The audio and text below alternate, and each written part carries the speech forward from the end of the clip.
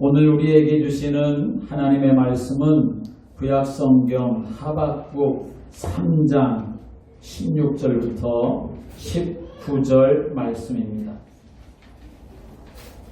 하박국 3장 16절부터 19절 말씀입니다. 구약성경 1304쪽에 있습니다. 내가 들었으므로 내 창자가 흔들렸고 그 목소리로 말미암아 내 입술이 떨렸도다. 무리가 우리를 칠러 올라오는 환난 날을 내가 기다림으로 썩이는 것이 내 뼈에 들어왔으며 내 몸은 내 처소에서 떨리는도다. 비록 무화과 나무가 무성하지 못하며 포도나무에 열매가 없으며 감람나무에 소출이 없으며 밭에 먹을 것이 없으며 우리의 양이 없고 외양간에 소가 없을지라도 나는 여호와로 말미암아 즐거워하며 나의 구원의 하나님으로 말미암아 기뻐하리로다. 주 여호와는 나의 힘이시라. 나의 발을 사슴과 같게 하사 나를 높은 곳으로 다니게 하시리로다. 이 노래는 주의하는 사람을 위하여 내 수금에 맞춘 것이니라. 아멘. 함께 하겠습니다. 나는 여호와로 말미암아. 하박국 선지자가 하나님 앞에 기도로 노래하면서 고백하던 내용이 나는 여호와로 말미암아 기뻐하고 즐거워하겠다. 그렇게 고백하고 있는 말씀이지요. 여러분, 하나님은 하나님의 자녀들이 하나님 주신 언약을 이 땅에서 풍성히 누리도록 하기 위해서 감사하며 살기를 원하시고, 또 감사하는 사람을 통해서 하나님은 하나님의 뜻을 이루어 가시는 줄을 믿으시기 바랍니다. 다음 주일은 추수감사 주일로 우리가 하나님 앞에 예배를 드립니다. 한 주간 하나님 앞에서 우리의 중심을 다시 세우고 또 베푸신 은혜를 기억하면서 하나님 앞에 참된 감사로 영광 돌리는 예배가 될 수 있도록 말씀 안에서 여러분이 여러분의 심령을 준비하고 또 여러분이 하나님 앞에 드릴 예물을 준비하고 또 하나님 앞에 온전한 영광이 되는 예배가 될 수 있도록 준비하는 그러한 성도들 되시기를 주님의 이름으로 축원합니다. 탈무드에 보면 이런 말이 있습니다. 이 세상에서 제일 지혜로운 사람은 누구인가? 어떤 경우에 처해도 배움의 자세를 갖는 사람이다. 이 세상에서 제일 강한 사람은 누구인가? 자신과의 싸움에서 이기는 사람이다. 그리고 이 세상에서 제일 행복한 사람은 누구인가? 지금 자신의 모습 그대로 감사하면서 사는 사람이다 라고 말하고 있습니다. 그렇습니다. 지금 나 자신의 모습이 어떠하든지 내가 감사할 수 있다고 한다면 그 자체가 행복이 될 수가 있는 것이지요. 오늘 우린 본문의 말씀에서 우리의 상식을 뛰어넘어서 감사하는 한 사람을 보게 됩니다. 그 사람이 바로 하박국 선지자입니다.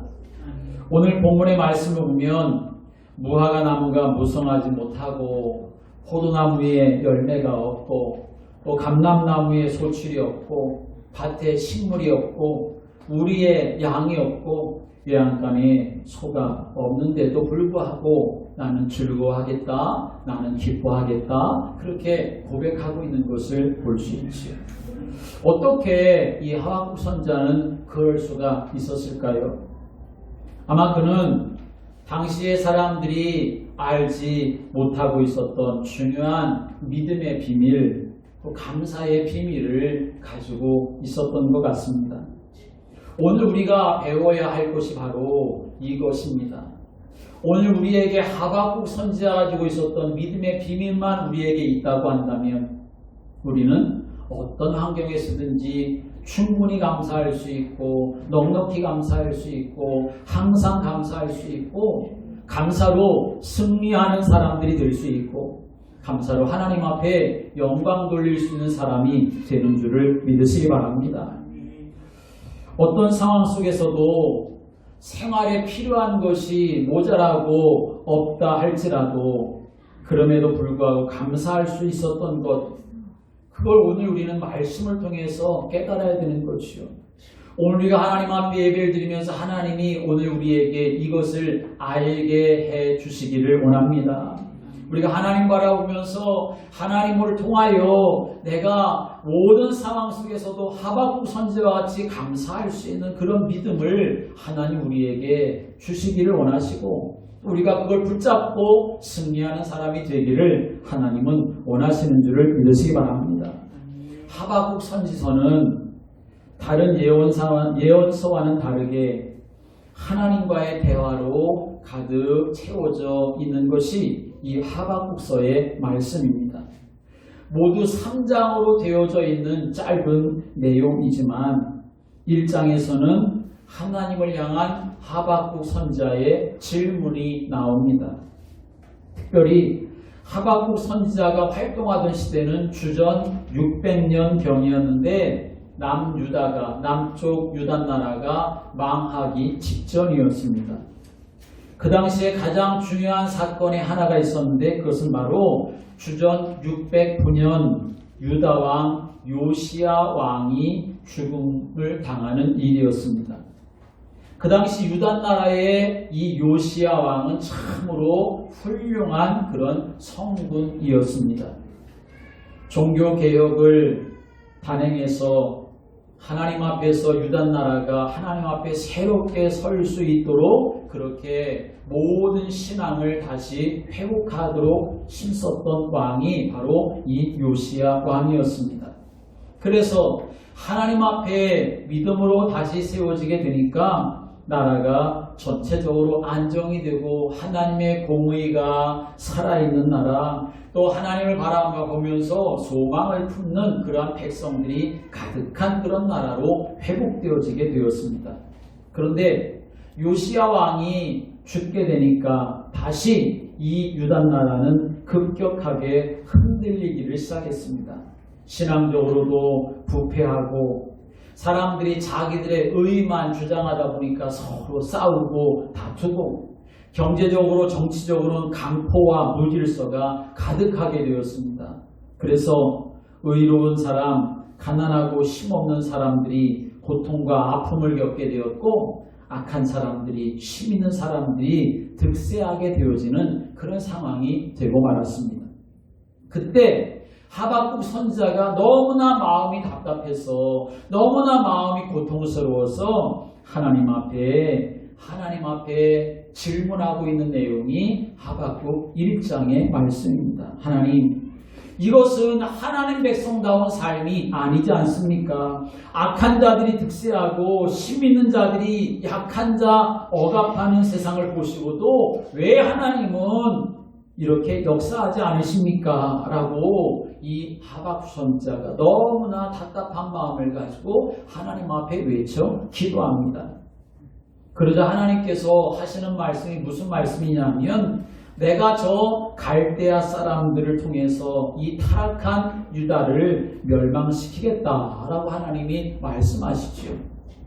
그러자 하박국 선지자는 다시 하나님께 묻습니다. 하나님, 왜 유다 이 나라보다도 더 악한 저 바벨론 사람들을 사용하셔서 이 유다 나라를 멸망시키려고 하십니까? 하나님, 그게 옳으신 일입니까? 라고 하나님 앞에 묻고 있는 것이 이 하박국서 1장의 말씀입니다.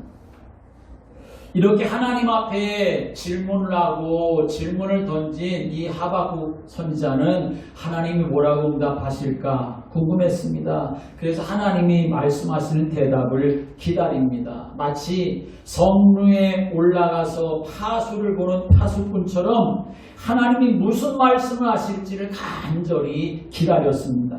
그때 하나님이 하박국 선지자에게 놀라운 대답을 주십니다. 그게 바로 하박국 2장의 말씀입니다.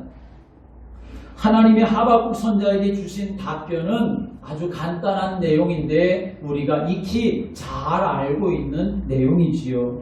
그 대답은 뭐냐 하면 의인은 오직 믿음으로 말미암아 살리라 라고 하는 말씀이었습니다. 함께 보실까요? 의인은 오직 믿음으로 말미암아 살리라. 하나님이 하박국 선자에게 그때 주시는 말씀은 의인은 오직 믿음으로 말미암아 살리라 하는 말씀이었습니다.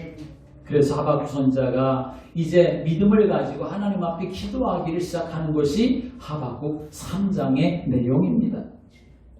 그 하박국 3장의 내용인데, 그런데 이 하박국 선자가 하나님이 주셨던 의인 오직 믿음으로 말미암아 살리라 라고 하는 이 말씀을 주셨기에 하박국 선자가 이제 하나님 앞에 믿음을 가지고 기도하는데, 그때 바로 하박국 선자에게 아주 무서운 소식이 들려오기를 시작했습니다.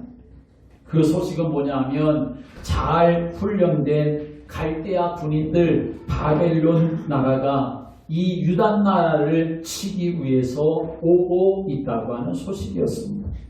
여러분, 지금 시점이 어떤 시점입니까?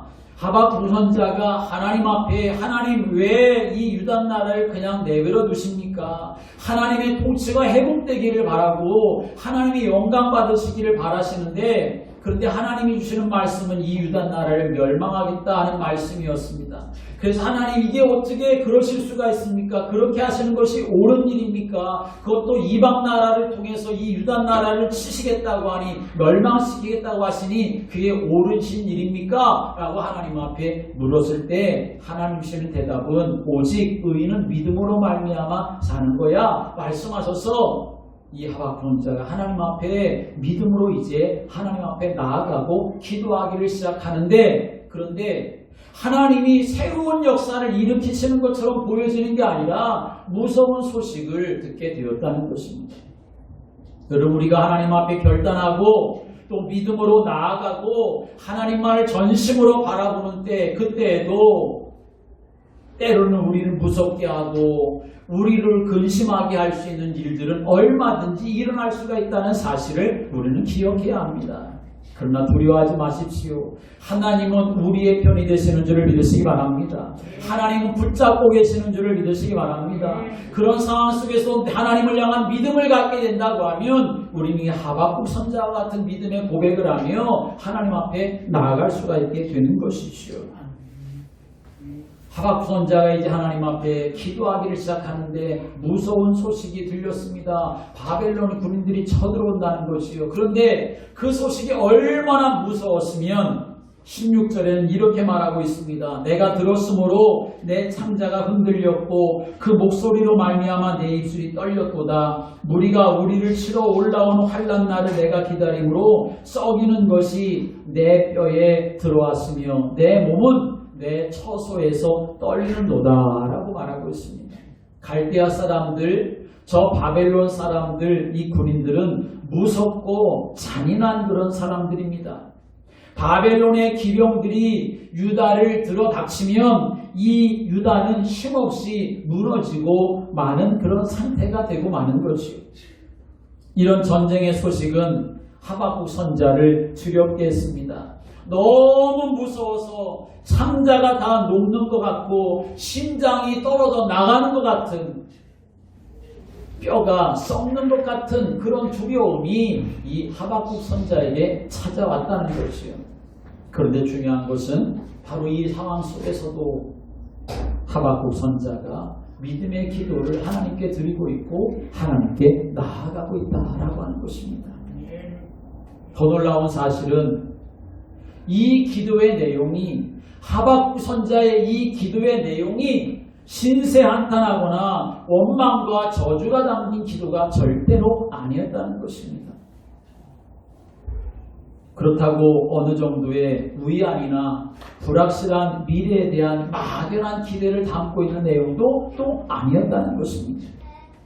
뭐라고 기도하고 있습니까? 17절의 말씀에 보니까 비록 무화과 나무가 무성하지 못하며 포도나무에 열매가 없으며 감람나무에 소출이 없으며 밭에 먹을 것이 없으며 우리의 양이 없으며 외양간에 소가 없을지라도, 오늘 여기에 보면 못하며 없으며 라고 하는 말이 계속 반복해서 나오는 것을 볼 수 있습니다.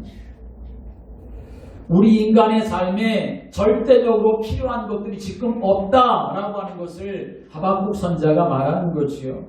오늘 여기에서 언급되고 있는 이 6가지 없는 것은 우리 사람들이 살아가는데 반드시 꼭 필요한 것들입니다. 무화과나무, 포도나무는 그 당시 유대인들이 돈을 벌 수 있는 수입원이었습니다. 그런데 무화과나무가 무성하지 못하고 포도나무에 소출이 없다는 것이지요. 감람나무에도 소출이 없고 열매가 없고 밭에는 식물도 없고 우리에는 그리고 외양간에는 그 당시 재산과 부의 상징이 되는 양이나 소가 없었다라고 하는 것입니다.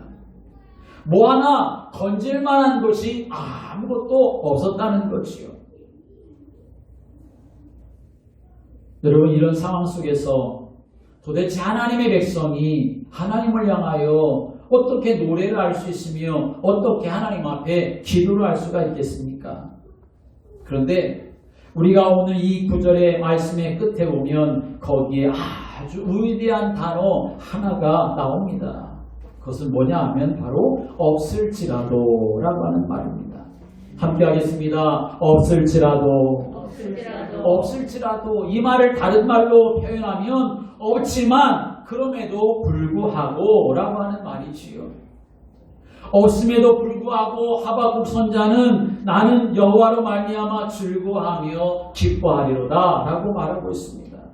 전쟁의 소문을 듣고 두려워 벌벌 떨면서도 생활에 필요한 것들이 아무것도 없고 없는 그런 상황인 것을 알면서도 그럼에도 불구하고 여호와 하나님을 노래하고 즐거워하겠다고 하니 하박국 선자의 이 기도와 믿음의 태도, 여러분 정말 이것이 어떻게 가능할 수가 있을까요? 대체로 우리 주위를 살펴보면 감사해야 될 것이 많아 보이는 사람들이 정작 감사를 제대로 하지 못하는 때를 종종 볼 수 있습니다. 우리 생각에는 일반적으로 돈을 많이 벌면 하나님이 주신 것이니까 하나님께 감사를 드리고 또 11조를 해야 하지 않을까 그렇게 생각하는데 많이 벌수록 오히려 하기를 어려워하는 모습들이 많이 있습니다. 왜 그럴까요? 그것은 바로 감사의 비밀을 모르기 때문에 그런 것이지요. 그래서 이 말씀을 생각해보고 이런 상황을 생각해보면 감사에는 크게 2가지가 있다라고 말할 수 있습니다. 하나는 소극적인 감사이고 하나는 적극적인 감사라고 할 수 있습니다. 소극적인 감사는 조건적인 감사라고 말할 수 있습니다. 무엇인가를 많이 받고 난 다음에야 하는 감사가 여기에 속합니다. 무엇 때문에 라고 하는 감사지요. 그런데 문제는 오늘날 많은 사람들이 이 소극적인 감사에 머물러 있다는 것입니다. 사람들은 무엇 때문에 감사합니다 라고 말합니다. 사업이 잘 되기 때문에 감사합니다. 내 아이가 잘 되었기 때문에 감사합니다. 집안에 좋은 일이 생겼기 때문에 감사합니다. 사실 이런 분들에게는 감사할 이유가 없으면 또 감사하지 않게 되는 것이지요. 무엇이 없어서 감사할 수가 없게 되어지는 것입니다. 돈이 없어서, 집이 없어서, 건강하지 못해서 감사할 수가 없게 되어지는 거죠. 이런 분들은 감사보다는 사실은 원망과 불평이 더 많게 되어지겠지요. 이미 있는 것, 이미 받은 것 세어보면 감사가 충분히 넘칠 수 있음에도 불구하고 없는 것만 생각하다 보니까 인생을 불행하게 살아갈 수밖에 없는 것이요. 그에 비해서 또 어떤 감사가 있느냐? 함께 하겠습니다. 적극적인 감사가 있습니다. 적극적인 감사가 있습니다. 감사할 조건이 별로 없어도 의지적으로 감사하는 것을 말하는 것이지요. 어떤 사람은 이 적극적인 감사를 그럼에도 불구하고의 감사라고 말을 했습니다. 무엇 때문에가 아니라 그럼에도 불구하고 감사할 수 있는 것. 오늘 본문의 말씀 표현처럼 없을지라도 감사할 수 있는 것. 그게 바로 적극적인 감사라고 하는 것이지요.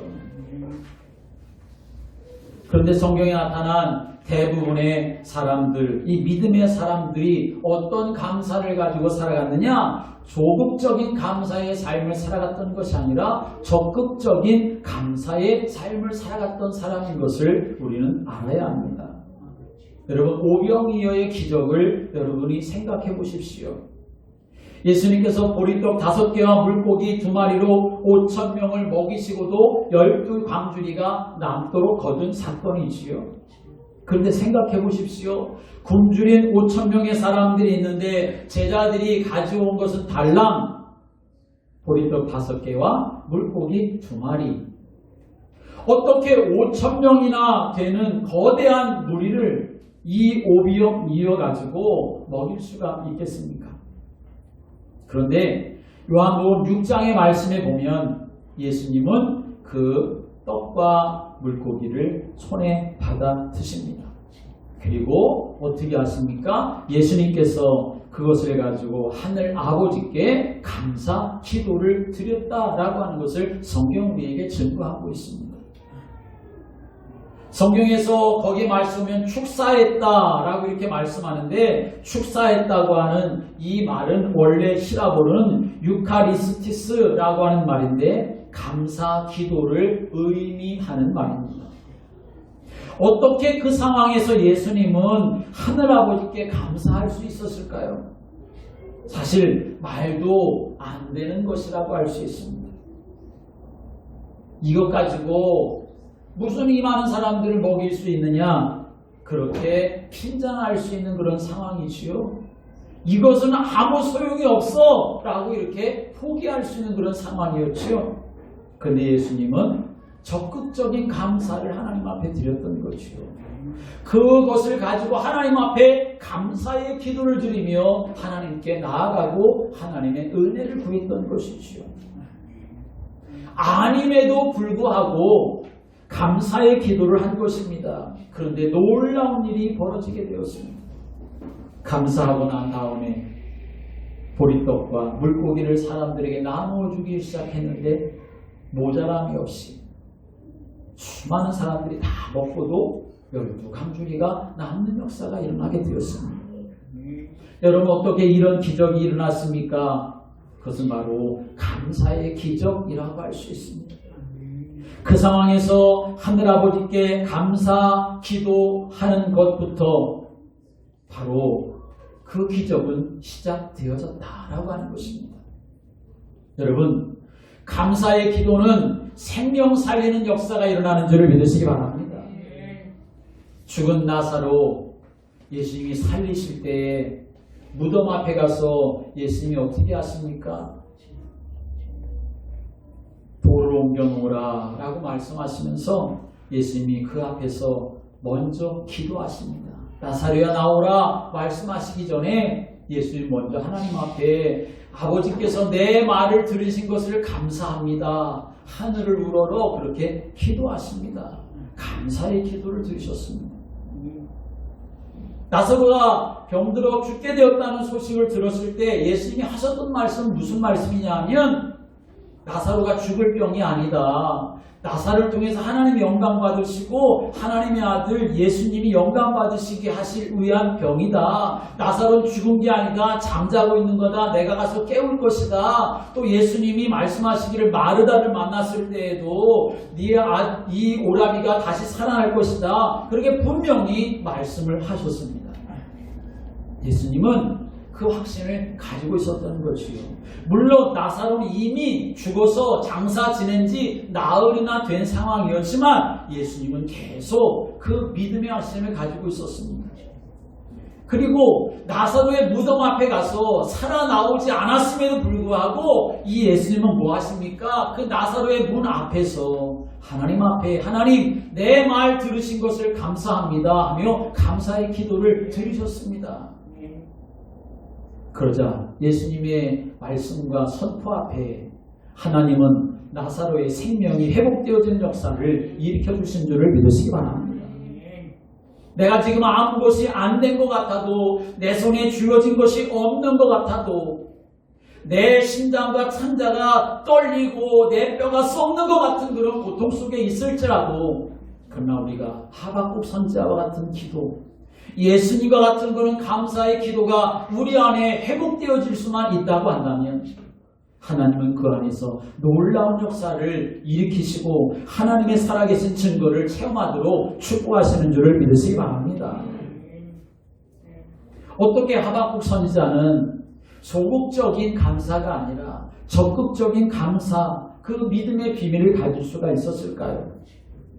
18절의 말씀에 오면 이렇게 고백을 하지요. 18절의 말씀 읽어볼까요? 나는 여호와로 말미암아 즐거워하며 나의 구원의 하나님으로 말미암아 기뻐하리로다. 아멘. 하박국 선지자가 즐거워하고 기뻐하는 이유는 단 한 가지입니다. 그것은 바로 여호와 하나님 때문이다 라고 하는 것이죠. 하박국 선지자는 여호와로 말미암아 구원의 하나님으로 말미암아 즐거워하고 기뻐할 것이다 라고 말하고 있습니다.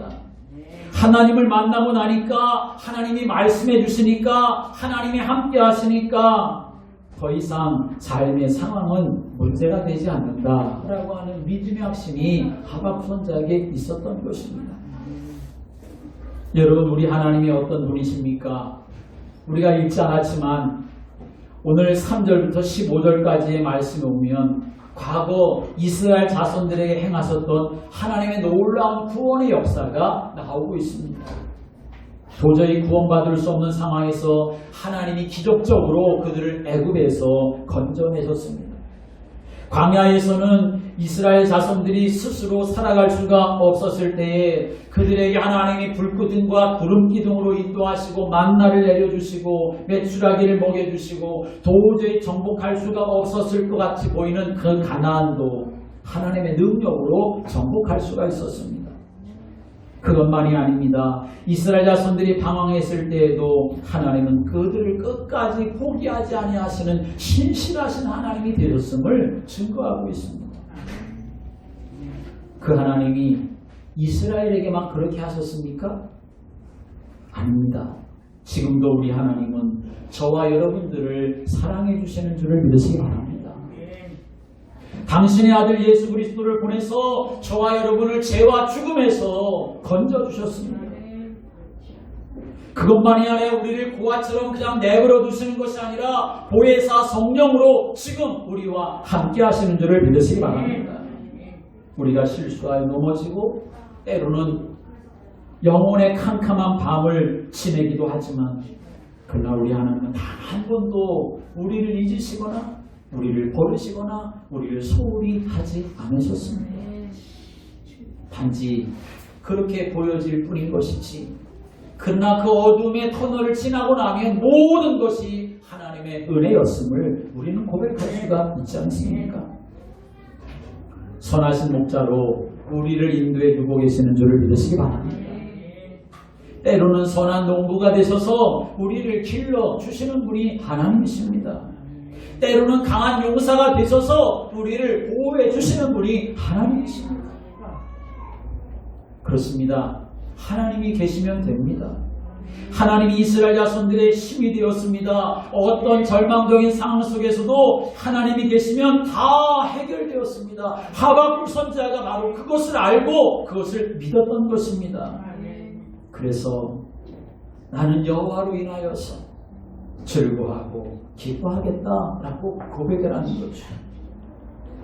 19절의 말씀에 오면 주 여호와는 나의 힘이시라 나의 발을 사슴과 같게 하사 나를 높은 곳으로 다니게 하시리로다 라고 고백을 합니다. 하박국 선지자는 주 여호와는 나의 힘이시다 라고 선포하고 고백합니다. 그렇습니다. 하나님이 여러분의 힘이 되시고 능력이 되심을 믿고 선포하고 그 은혜를 감사하며 찬양하는 성도를 되시기를 주님의 이름으로 축원합니다. 여러분들은 자신의 몸과 마음을 추스리지도 못할 상황에 내던졌을 때 무엇을 의지하고 일어날 수가 있었습니까? 여러분 곁에서 사람도 떠나고 돈도 떠나게 되었을 때 그때 여러분들은 무슨 줄을 붙잡고 우리가 헤쳐나올 수가 있었습니까? 다른 것 때문이 아니라 하나님 때문이다 라고 말할 수 있지 않습니까? 우리 믿음의 선배들은 하나님이 자신들의 삶의 힘이라는 사실을 잘 알고 있었습니다. 야곱은 형 에서에게 쫓겨서 광야 한복판에 내 동댕이 쳐져 있었을 때 그가 살아갈 수 있는 힘을 얻게 된 것은 하나님을 만났기 때문이었습니다. 요셉이 애굽 땅에 노예로 팔려갔을 때 그 어려운 상황 속에서 살아갈 힘을 얻을 수 있었던 것도 바로 누가 뭐라고 해도 하나님 때문이었다는 것입니다. 사도 바울이 빌립보의 그 어두운 지하 감옥에 던져지고 내일을 기약할 수 없는 그런 상황이 되었을 때에도 그럼에도 불구하고 그것에서 찬송할 수 있었던 것은 바로 이 사울에게는 예수님이 전부였기 때문에 그 상황을 보고 계시고 그 상황을 알고 계시고 그 상황 속에서 함께 하시는 주님을 이 사도 바울이 알고 믿고 있었기 때문에 그럴 수가 있었던 것이죠. 다윗도 사울왕의 칼을 피해서 도망다니면서 수많은 죽음의 위기를 만났습니다. 그러나 그런 순간에도 그 위험을 피하고 살아날 수 있었던 것은 역시 하나님 때문이었습니다. 그래서 시편 18편 1편에서 1절에서 다윗은 고백하기를 나의 힘이 되신 여호와여 내가 주를 사랑하나이다 라고 고백하고 있습니다.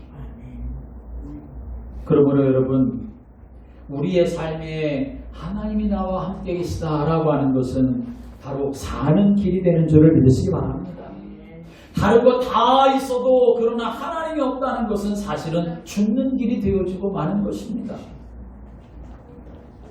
저와 여러분의 삶에 하나님이 있다고 하는 것은 모든 것이 다 있다는 것이고 하나님이 없다는 것은 지금 다 있는 것 같아도 그러나 아무것도 없는 것과 다를 바가 없다는 사실을 우리는 알아야 합니다.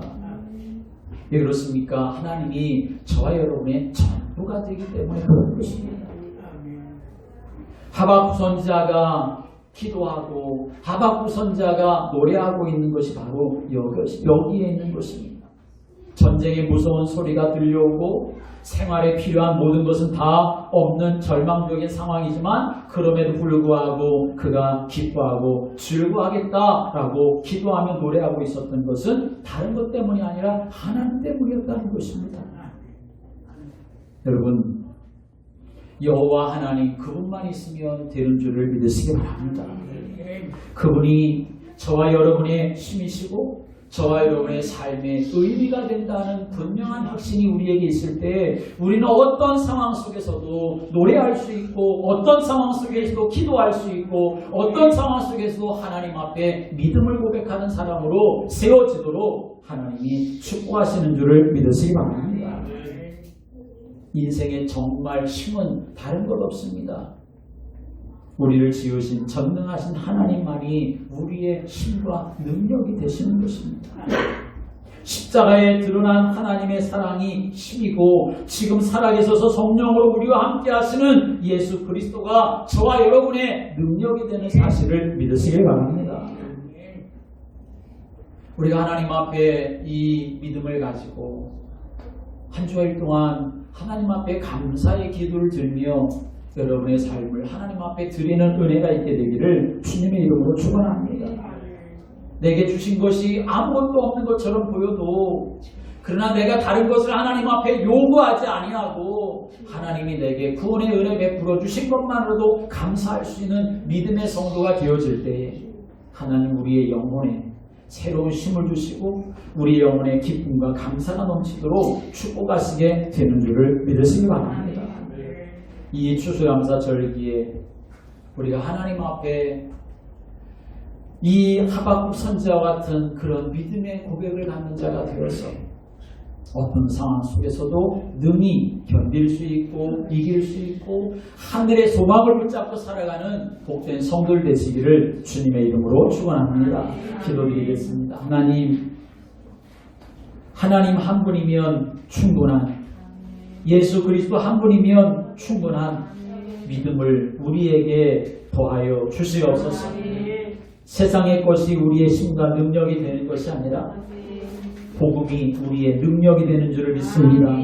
하나님의 말씀이 우리의 힘이 되는 줄을 믿습니다. 오직 주님 바라볼 수 있는 믿음의 눈을 열어 주옵소서. 감사함으로 하나님 앞에 기도할 수 있는 믿음을 우리에게 더하여 주시옵소서. 그래서 하나님, 살아나는 역사 일어나게 하시고 회복되어지는 역사 일어나게 하시고 치유되는 역사가 일어나게 하시고 하나님이 일하시는 것을 볼 수 있는 믿음의 사람들이 될 수 있도록 우리를 통치하여 주옵소서.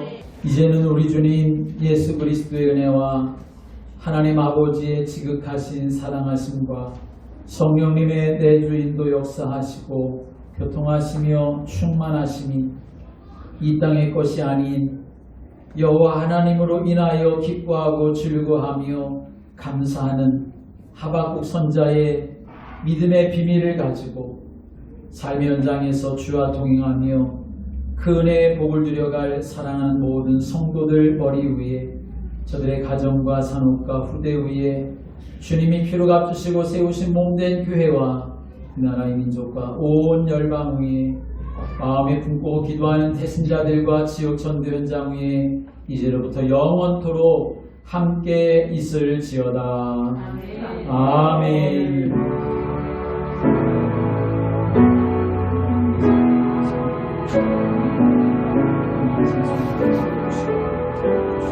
아멘.